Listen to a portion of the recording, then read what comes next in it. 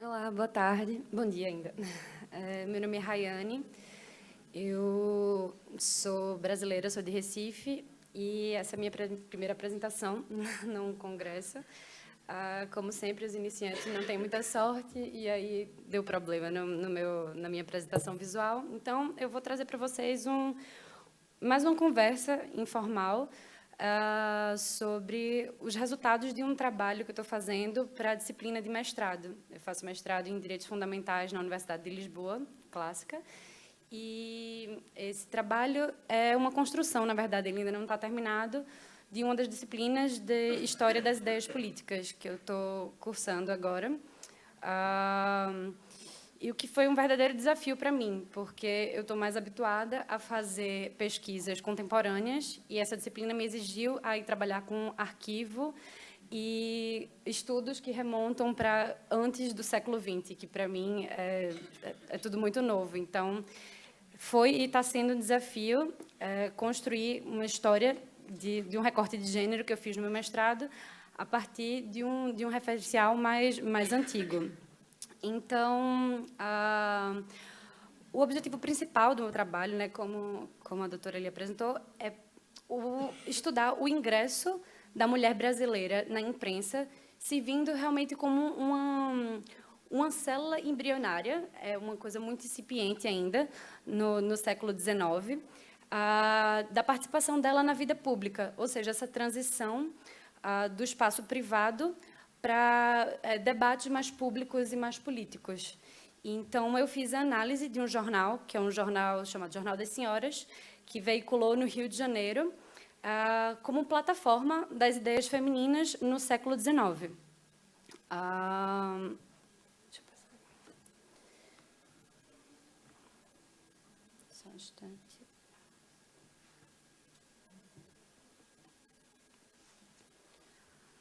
Então, esse jornal ele circulou de 1852 a 1855 e ele é considerado por muitos como um dos primeiros jornais, um dos primeiros periódicos feministas no Brasil.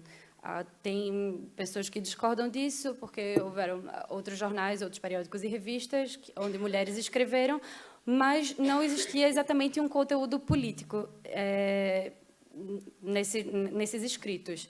Eles eram mais relacionados a discussões de figurinos e receitas e bordados. Não que isso não tenha um teor político, mas não foi o enfoque que eu decidi dar. Então, para contextualizar o Brasil, na época que eu decidi fazer o recorte, que é o século XIX, o Brasil tinha sido deixado, no final do século XVII, em uma profunda letargia, por conta do período colonial, não é, que nós tínhamos passado. E aí, só em 1808, com a chegada da família real no Brasil, vieram também novos hábitos, novos costumes, novas indumentárias. Chegou também a imprensa régia, o que fomentou muito a mudança de hábitos mesmo nos grandes centros urbanos. Então, as transformações foram profundas nas sociedades e aí permitiram novas possibilidades de vivenciar esses centros mesmo, a partir de cafés, lojas e teatros, e inclusive para as mulheres, que as mulheres do Brasil, naquela época, ainda não tinham uma participação tão ativa nesses centros sociais. E as mulheres que vieram daqui de Portugal e foram para lá serviram muito como exemplo e como fomentadoras mesmo de espaços de reuniões, outros que não os dentro de casa. E, portanto, a delimitação dessas mulheres nas esferas privadas, não é, também foi foi uma consequência dos modelos patriarcais que caracterizaram o Brasil desde a colonização e que subjugou, né, o sexo feminino a séculos e séculos de dominação do homem. E ainda tinha as instituições como igreja, Estado e a própria família que legitimavam esses discursos dominadores e regulavam os corpos sociais até esse século. Quando era conveniente também tornar a mulher, por exemplo, a rainha do lar. Ela era a rainha de algum lugar, ela se sentia especial, mas era dentro de um espaço privado.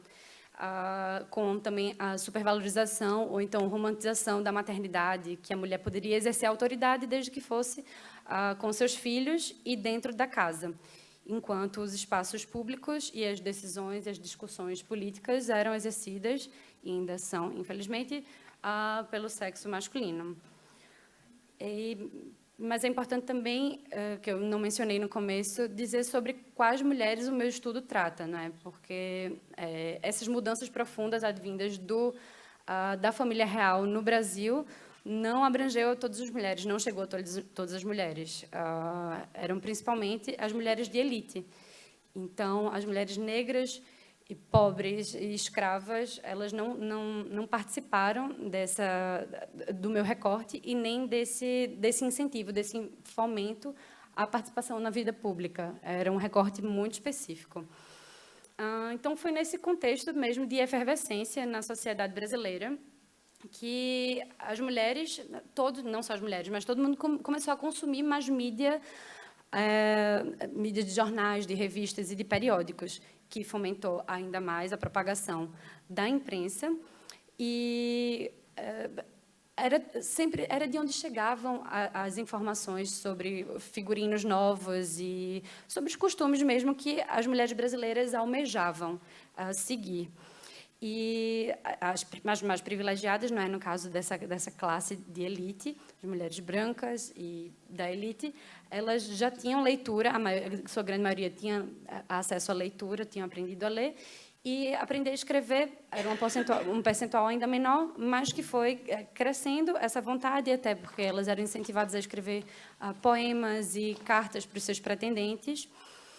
E esse foi mais ou menos o contexto em que começaram a surgir as primeiras contribuições em revistas e jornais, não necessariamente de teor político, mas era uma questão de tempo até surgir um primeiro periódico que tivesse essa característica de ser feito por mulheres e para mulheres. Então, em 1852, uma argentina chamada Joana Paula Manso de Noronha, ela era argentina, residia no Brasil, deu início, ela foi a redatora-chefe do Jornal das Senhoras, o que foi bastante interessante, porque logo na sua nota de abertura da primeira edição, ela mostrou muito a que se propunha, e dizia que, para além de todas as questões que todas as mulheres também queriam ouvir, que eram, bem, entre aspas, questões mais fúteis, ela tinha um propósito de trazer a emancipação moral e intelectual das mulheres, o que, em 1852, era realmente uma questão muito, muito sensível, porque o público que ela queria alcançar eram as mulheres que tinham medo, não é, de toda essa modernidade ou de toda essa revolução, digamos assim, e que também era muito controlada pelos homens de dentro das suas casas, que tinham poder de compra dos jornais, tudo isso.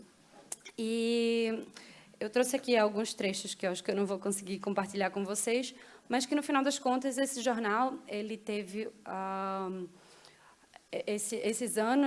nesses anos ele teve uma evolução muito interessante, que no início as articulistas, as mulheres colaboradoras, elas eram muito no anonimato, elas não queriam se mostrar, elas escreviam às vezes a primeira letra inicial para escrever uma carta que falava sobre a tirania e a escravização que sofriam pelos seus maridos, a questão mesmo de estar presa, de se sentir presa, eram gritos de socorro naquela época e que eu enxergo muito como uma forma de iniciar uma discussão sobre o direito das mulheres, não é? Que também teve o marco sufragista, vários outros marcos também incentivaram isso, mas a escrita através de um jornal feito por mulheres e veiculado para as mulheres, eu achei um objeto de estudo interessante.